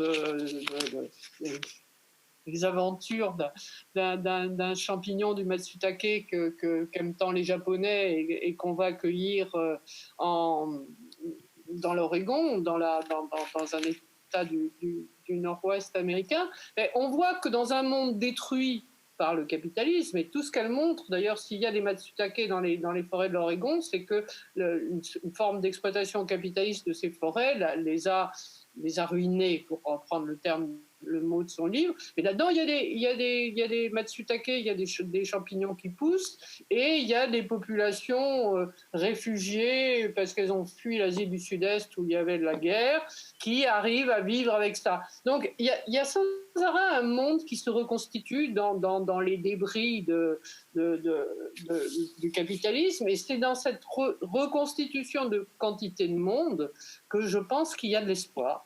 Parce qu'il se fait quantité de choses, hein, et je crois que Arturo Escobar travaille et est en lien avec l'équipe de Joan Martinez Allier à Barcelone, qui font cet immense travail d'atlas de la justice environnementale, qui repère partout dans le monde tous les endroits où il y a des luttes pour les milieux de vie, qui sont des luttes à la fois sociales, écologistes, féministes, et où si on est à une perspective à la Anna Tsing, c'est-à-dire pas chercher tout de suite à une globalité qui se constitue, mais si on regarde la diversité des choses qui se passent, il y a d'autres modes de vie qui sont à l'œuvre, et il y a de l'espoir, de même que si je reviens en France, chez moi, quoi. Ce qui s'est passé à Notre-Dame-des-Landes est un grand message d'espoir. Hein, là. Dans la rationalité du monde capitaliste, l'aéroport aurait dû se faire. Il ne s'est pas fait. Et en même temps qu'il ne se faisait pas, ça n'a pas été seulement des luttes contre, ce sont aussi expérimentés de nouvelles formes de vie. Hein, Philippe Descola disait, mais c'est une expérience sociale qui est comparable à la commune. Donc, je pense qu'il y a actuellement dans le monde quantité d'expériences qui ne sont pas seulement des expériences, ce sont des expériences de résistance, mais ce sont aussi des expériences d'invention de formes nouvelles. Et je pense, simplement, on n'est pas assez attentif, mais je pense que l'espoir, il est là. Merci. Oui, je pense que, voyez-vous, les démocraties capitalistes ont été confrontées au XIXe siècle et au XXe siècle à la question des risques individuels. Les risques individuels ont été traités par la sécurité sociale. Aujourd'hui, vous avez raison, nous nous trouvons devant des risques de système, c'est-à-dire des risques globaux qui menacent d'un effondrement global, en tout cas dans un secteur. Je pense notamment aux risques financiers, 2008. Je pense aux risques sanitaires qui nous arrivent aujourd'hui et qui fait que nous devons parler en ligne. C'est quand même extraordinaire. Je pense bien entendu aux risques climatiques. Je pense aux risques d'effondrement de la biodiversité. Tout ça, ce sont des risques globaux qui témoignent du fait que la globalisation a été mal gérée. Tout simplement mal gérée, qu'elle a été gérée de façon désastreuse par, évidemment, un système capitaliste qui s'est déchaîné à partir des années 70-80 en particulier. Parce qu'il n'y avait plus le contrepoids et la peur du communisme. Il faut, à un moment donné, se rendre compte qu'on a changé de monde géopolitique à ce moment-là et que, évidemment, ça a déchaîné littéralement et fait apparaître des risques de système absolument immenses. La résilience par rapport à ces risques de système, c'est quand même de fragmenter les systèmes, c'est-à-dire de relocaliser. Je ne pense pas qu'on puisse éviter une forme de relocalisation d'un certain nombre de fonctions, y compris les fonctions de souveraineté alimentaire, les fonctions de souveraineté sanitaire, les fonctions de souveraineté financière, c'est-à-dire les investissements, ne pas dépendre quand même du bon vouloir de cette finance globalisée concernant les investissements qui sont réalisés sur notre territoire. C'est quand même le minimum. Donc, nous devons quand même prendre au sérieux le programme de relocalisation. Le programme de relocalisation ne signifie pas du tout l'abandon des perspectives cosmopolitiques de la modernité. Ça signifie l'abandon d'une version de ce cosmopolitisme qui, aujourd'hui, manifestement, conduit à des risques de système absolument ingérables. Donc, relocalisons, effectivement, ayons ça en tête, en Europe comme ailleurs, tous les circuits en fait de production fondamentaux, sans quoi, à mon avis, nous n'aurons pas les capacités de résilience par rapport aux risques globaux qui persistent et qui ne vont faire que se multiplier si on laisse aller la dérégulation comme ça a été le cas jusqu'à présent. Merci Jean. Vos deux dernières interventions me suggèrent une question que je pense vraiment être une question de fond en fait dans ce débat, mais je vous laisserai en juger. Donc Catherine Larère, vous parliez finalement de cette multiplication d'initiatives qu'on peut recenser de par le monde. Ici, Jean, tu mets l'accent sur l'importance de relocaliser au service d'une forme de résilience sociétale toute une série de services et de... Donc là, on est dans l'univers, je dirais, de la pluriversalité dont parlait Escobar au début de cette soirée. Et pour moi, quelque part, je sens quand même une tension. Je ne sais pas ce que vous en pensez, mais je sens quand même une tension entre cet accent sur la pluriversalité, sur le local et sur la diversité des expériences singulières qui peuvent être vécues, et cette question qui nous occupe, qui est finalement celle que ni l'un ni l'autre n'avait vraiment contestée, c'est-à-dire celle de la nécessité quand même d'un nouveau méta-récit, fût-ce pour contester ce grand méta-récit de la mondialisation qui s'impose comme un rouleau compresseur à l'échelle de la planète. Et donc, est-ce qu'il faut renoncer? Est-ce que ce méta-récit, ce nouveau paradigme civilisationnel, est-ce que dans sa définition même, il doit renoncer à l'universalité au profit d'une relocalisation, d'une pluriversalité? Ou est-ce qu'on maintient quand même finalement une forme d'horizon d'universalité, fut-il lointain, mais néanmoins... et ça pose en fait toute la question de la vérité et du relativisme. Oui. Est-ce que le statu quo de la postmodernité relativiste est effectivement un statu quo, ou est-ce qu'il y a là aussi à imaginer un au-delà? Ou est-ce qu'il faut habiter finalement et se trouver une forme de confort et de signification dans cet univers qui renonce à l'horizon d'universalité? Catherine? Moi, je dirais pas relativiste, je dirais relationnel, ce qui n'est pas du tout la même chose. Hein. Philippe Descola, justement, parle d'un universalisme relationnel. Alors, je dirais, je suis entièrement d'accord avec Jean sur la relocalisation. Bon, la relocalisation n'est pas forcément micro-locale. Hein, ça peut être il y a des échelles diverses de relocalisation. En tout cas, ça n'enlève pas la nécessité. Alors, on va revenir sur les mots, gardons cosmopolitisme pour l'instant, et surtout l'importance. Bon, Jean a parlé de souveraineté, l'importance des États. Hein, on ne peut pas vivre en petite unité autonome. Hein, on a besoin d'hôpitaux. Justement, si on hérite de la modernité un certain type de science, cette science, elle n'est pas hyper locale. Hein. Il faut former des médecins, on a besoin d'hôpitaux, on a aussi besoin, on peut avoir besoin de forces répressives. Donc, je crois qu'il ne faut pas opposer le global et le local. Il faut savoir les articuler de façon à ce que un ne fasse pas disparaître l'autre. C'est pour ça, moi, dans les mots, bon, étant philosophe, pour moi, c'est important, j'opposerais globalisation et mondialisation. Le français nous le permet, l'anglais ne le permet pas très bien. Pour une fois, le français est plus riche. J'opposerais une globalisation réductrice, uniformisante, qui est la globalisation physique du climat, et qui est la globalisation économique, hein, qui uniformise, à une mondialisation. J'emprunte la distinction au juriste Alain Supiot, et une mondialisation qui unifie en gardant la diversité. Et je crois que on est à la recherche de ça. Hein. On est à la recherche de ça, et là aussi, on peut aussi faire référence à la pandémie. C'est-à-dire que la pandémie, elle est partout dans le monde, et en même temps, elle est extrêmement diverse.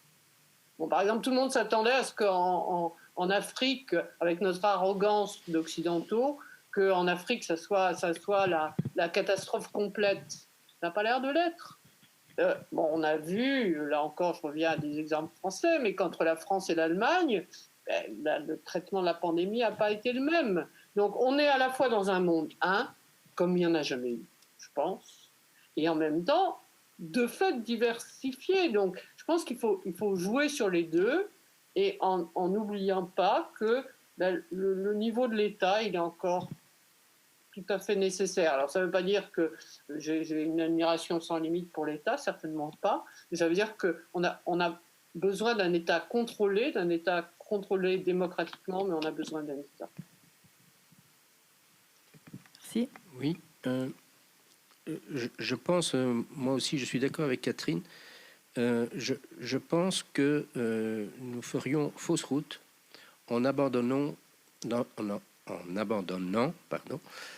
totalement l'idée d'universalité. C'est un gain de la modernité, et c'est véritablement, au fond, la promesse d'un bonheur. Le bonheur de sortir de ces frontières artificielles qui nous séparent.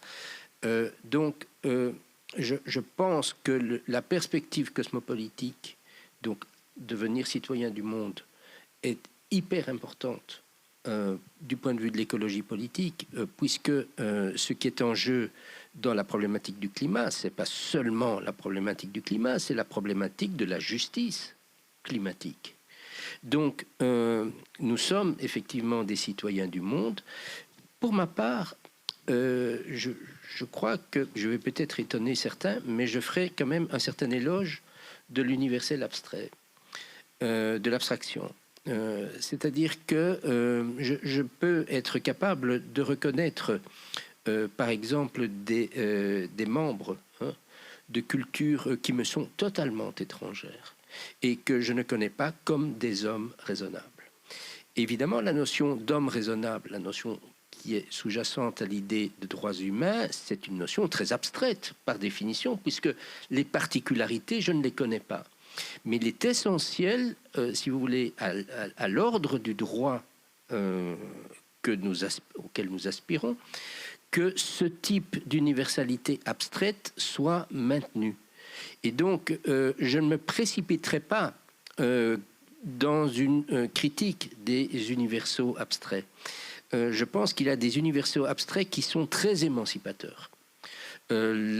Considérer tout un chacun comme une personne, quel que soit le lieu, le temps, la parenté, la culture, la religion, c'est absolument essentiel pour un combat progressiste aujourd'hui. Donc ne perdons pas cet aspect-là de la modernité. L'universel continue en quelque sorte d'orienter notre politique. Et il n'y aura pas de justice environnementale s'il n'y a pas de justice environnementale pour le monde entier. En fait, nous en sommes là dans l'histoire de l'espèce humaine. Et c'est ça aussi l'histoire de l'Anthropocène, c'est cette progressive prise de conscience et constitution d'une volonté collective au niveau de l'espèce humaine. Et peut-être pour la première fois, enfin c'est quand même, nous vivons une époque extraordinaire à cet égard, parce que pour la première fois, je dirais, suite à la crise climatique, suite au développement des messages, donc des communications qui sont infiniment facilitées, nous avons de plus en plus une conscience immédiate de notre appartenance au monde tout entier. Et le simple fait que Écolo fasse un colloque autour de la question de la Terre, c'est-à-dire de cet universel, me semble à cet égard symptomatique. Donc je crois que franchement, il faut faire un plaidoyer pour l'universel, fût-il abstrait, comme celui des droits de l'homme. D'accord, merci beaucoup.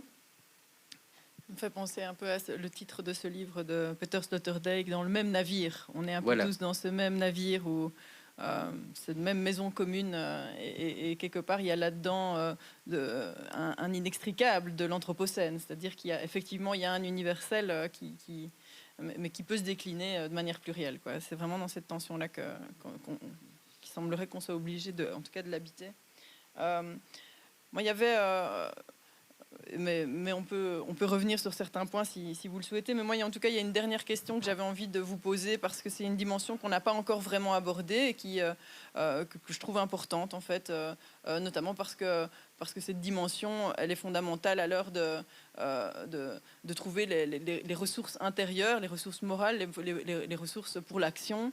C'est quelque part l'aspect d'une crise existentielle. Je ne sais pas si vous partagez ce diagnostic de la période contemporaine marquée par et toujours dans le prolongement de cette postmodernité et de cet effondrement finalement des récits qui avaient mu le discours une série de discours dominants et qui donnaient des réponses à cette question de la vie bonne que vous avez soulevée tout à l'heure. Donc ces réponses qui fonctionnaient comme des implicites qu'on ne remettait pas en question ont été déconstruites de diverses manières et continuent de l'être.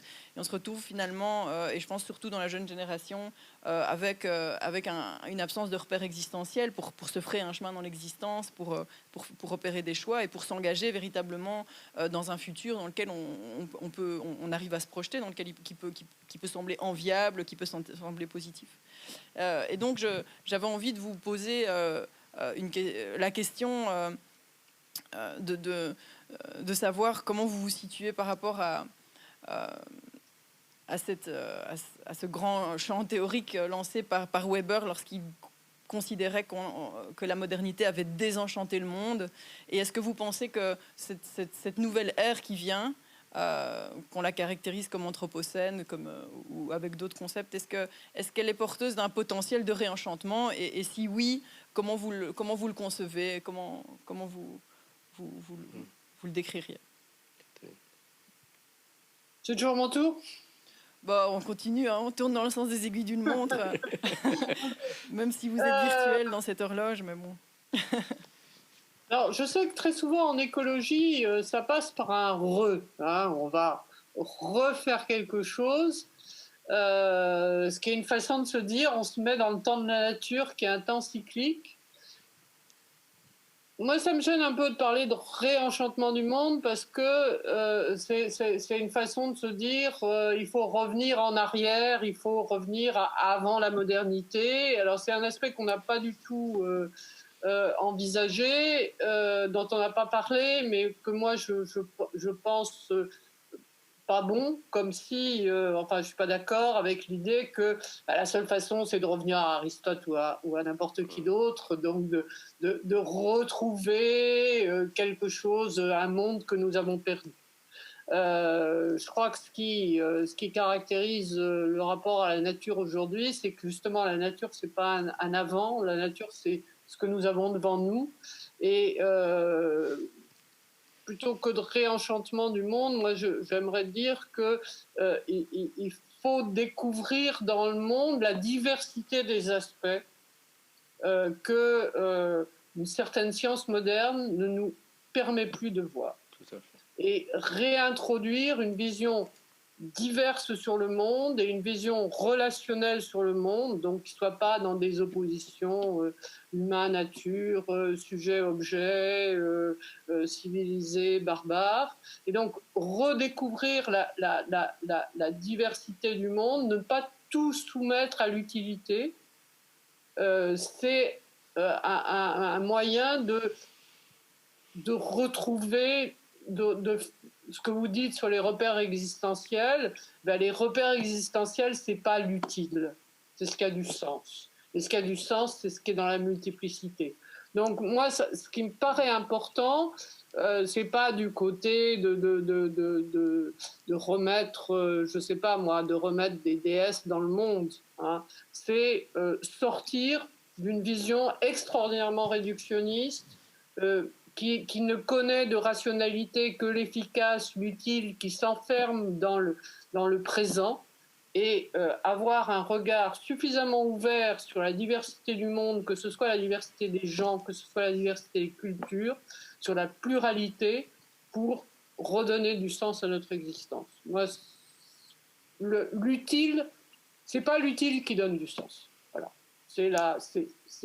Le gratuit peut avoir du sens. On a besoin de la pluralité, de la diversité. Merci. Jean ? Oui.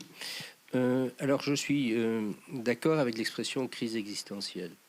Au niveau collectif, je pense qu'effectivement, nous vivons une période particulière où une combinatoire de la science, de la technique, de l'industrie, de la démocratie n'est plus tenable, tout simplement. Et donc, cette crise existentielle, aujourd'hui, nous plonge, effectivement, au niveau collectif, dans une angoisse considérable qui est en train de nous inhiber et qui, au fond, grève chacune des tentatives que nous faisons d'imaginer un futur d'un « oui, mais ça ne marchera pas ». Donc, nous vivons une crise existentielle, il faut le reconnaître et il faut l'affronter. Maintenant, autour de quoi tourne cette crise existentielle ? Moi, je suis d'accord avec Catherine, c'était un peu implicite dans son propos, c'est le rapport à l'histoire, c'est le rapport au temps. Nous avons perdu le futur, tout simplement. Nous ne pouvons pas poursuivre le projet de la modernité sans futur. Ce qui nous a fait perdre le futur, c'est notamment, il faut bien le dire, les logiques d'accumulation du capital qui se font de plus en plus à court terme, de façon de plus en plus déconnectée de la production réelle, et le capitalisme lui-même ne fournit même plus un futur, si ce n'est une perspective de gain immédiat. Donc on est dans un court-termisme au niveau du système économique, on est dans un court-termisme au niveau du système politique. Et là-dessus, il y a une immense responsabilité des hommes politiques qui sont incapables aujourd'hui d'articuler 3 mots intelligents sur le futur. Tout ce qu'ils font, c'est gérer l'urgence. Regardez encore le comportement de nos gouvernements face au corona. Il n'y a aucune capacité de projection, en quelque sorte, dans le futur. Donc, il y a une crise du rapport au temps qui doit être affrontée. Et puis, comme Catherine l'a dit, bien entendu, et c'est l'axe du mouvement écologique, il y a une crise du rapport à la nature. Sommes-nous capables d'inventer un nouveau rapport à la nature? Moi, je mettrais le problème de la façon suivante. Au fond, on a 2 modèles pour continuer l'idée de relation. On a 2 modèles de relation qui nous orientent. On peut être c'est le modèle je-il ou le modèle je-tu. Je peux être en relation avec vous, et à ce moment-là, vous êtes un tu pour moi, et c'est-à-dire que vous pouvez devenir un je et moi devenir un tu. C'est une relation réciproque. Ça, c'est une possibilité. L'autre possibilité, c'est le rapport je-il. C'est-à-dire qu'à ce moment-là, j'objectivise des entités qui ne peuvent justement pas prendre la parole. C'est un rapport d'objectivation, c'est un rapport que nous pratiquons tous les jours, il n'est pas mauvais en soi. Simplement, il n'est pas suffisant et il est catastrophique quand je l'applique à vous, par exemple.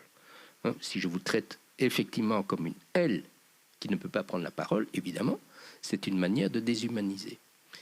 Alors, on a ces 2 modèles, je-tu, je-il. Ce qu'on voit apparaître aujourd'hui, et je suis frappé quand je parle notamment avec la jeune génération, du problème du rapport à la nature, c'est au fond le problème suivant, le vivant. Le vivant, c'est-à-dire les animaux, les plantes. Au fond, est-ce que ça appartient au je-tu ou au je-il? La science vous dit c'est du je-il. Bon, le rapport à la nature, au vivant, c'est un rapport d'objectivation et de manipulation. Mais en fait, ça ne va pas. On s'aperçoit qu'il y a un champ du vivant qui ne se laisse pas objectiver. Et c'est notamment le champ des animaux, c'est toute la question de l'éthique des animaux. Lorsque j'ai un rapport avec mon chien, par exemple, évidemment que je ne suis pas simplement dans la manipulation. Il y a une interaction. Mais est-ce qu'il s'agit... Alors certains ont dit, oui, mais il ne faut pas objectiver la nature, il faut converser avec la nature. Notamment dans l'écoféminisme, on dit des choses comme ça. On va converser avec la nature. C'est-à-dire qu'on essaye de projeter sur le vivant un rapport je-tu. Mais ça ne va pas non plus. Parce que le chien, il ne parle pas. Et même ceux qui ont poussé le plus loin possible ce paradigme ont été obligés de bien admettre que pour que les virus parlent ou que les chiens parlent, il faut des médiateurs humains. Donc, en fait, on est en train de découvrir le vivant comme échappant à la fois au rapport d'interlocution et au rapport d'instrumentalisation. Ce qu'est cette relation-là, nous ne savons pas encore bien la nommer. Mais c'est ça le défi du politique et de l'économie, de l'écologie, au sens d'une alternative à l'économie capitaliste. C'est d'imaginer ce rapport au vivant qui n'est pas de manipulation et qui n'est pas d'interlocution, qui est de respect, qui est de relation. Et je pense que, enfin, c'est une manière de commenter ce que Catherine a dit concernant la relation. Nous devons aujourd'hui complexifier notre rapport avec notre environnement en jouant sur ces 3 registres, et non pas seulement 2, de relations. Merci Jean, je te remercie pour cette dernière remarque qui nous rappelle combien finalement sans doute dans cette ère qui vient, la redéfinition profonde non seulement de nos représentations de la nature, mais aussi de nos manières de faire l'expérience de la nature et de rentrer en relation avec elle, sont appelés à être profondément transformés. Et c'est vrai que là, tu ouvres aussi tout un champ de questions qu'on ne va pas pouvoir lancer là maintenant, mais certainement dans d'autres occasions. J'espère qu'on aura l'occasion de poursuivre cette réflexion. Et Catherine Larère a aussi beaucoup travaillé toute cette réflexion philosophique sur les alternatives à l'anthropocentrisme et au rapport instrumental au vivant. Mais malheureusement, pour aujourd'hui, je pense qu'on va pas pouvoir approfondir toutes les questions philosophiques sur l'écologie en une fois. Je pense qu'on a déjà brassé une série de questions vraiment essentielles sur cette question. Moi, j'ai beaucoup aimé la discussion en ce qui me concerne. Je vous remercie vraiment tous les deux pour votre participation en présentiel et en virtuel, ainsi que notre public sur Facebook. Je vais vous donner l'occasion de donner un petit mot de la fin avant de clôturer. Je ne sais pas si on... Non, voilà. Donc, si vous voulez nous donner voilà, un petit mot de la fin pour clôturer en beauté cette soirée intéressante. Catherine. Oui, Catherine. Attention le micro. Oui, c'est bon là. Disons que ça sera un mot d'espoir. Je crois que préférer le relationnel à une autonomie d'indépendance qui n'a pas grand sens, c'est découvrir que nous avons besoin les uns des autres. Et je suis d'accord avec ce que dit Jean. Il ne s'agit pas de ramener les animaux et le reste du vivant, d'en faire des humains, hein, mais de découvrir la multiplicité des relations que nous avons les uns avec les autres. Et je pense que ça nous rend plus forts et plus heureux que quand nous imaginons que c'est en étant seul en relation avec nous que nous pouvons vivre. Et s'il y a un besoin de définir ce qu'est la vie à venir, ben c'est une vie relationnelle et qui prend conscience de la relation. Merci. Oui. Mais d'abord pour le mot de la fin, donc peut-être remercier quand même Etopia pour l'organisation de ce genre de débat. Ils sont assez rares dans le champ politique. Il faut quand même le souligner. Et ce que je viens de dire juste avant, à savoir que le monde politique est aujourd'hui embourbé dans le court-termisme et l'absence de réflexion, ne fait que renforcer l'importance de ce genre de discussion qui, j'espère, n'a pas été trop philosophique, enfin que c'est resté compréhensible, parce que quand on nous met ensemble avec Catherine et vous, ben, évidemment, on a tendance à partir dans les hautes sphères, alors que ces débats philosophiques sont d'une importance capitale, en fait, pour l'avenir du mouvement politique.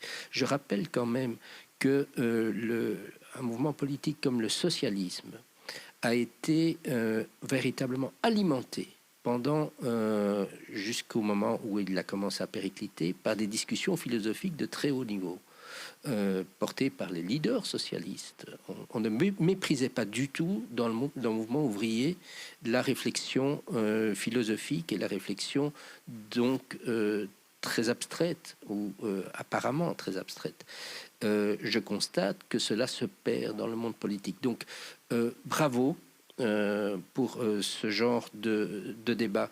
Et puis alors peut-être quand même effectivement une deuxième chose. Moi je pense que tout ce dont on a parlé met en évidence une chose, c'est que on ne fera pas d'écologie politique uniquement en restant dans le champ de la politique.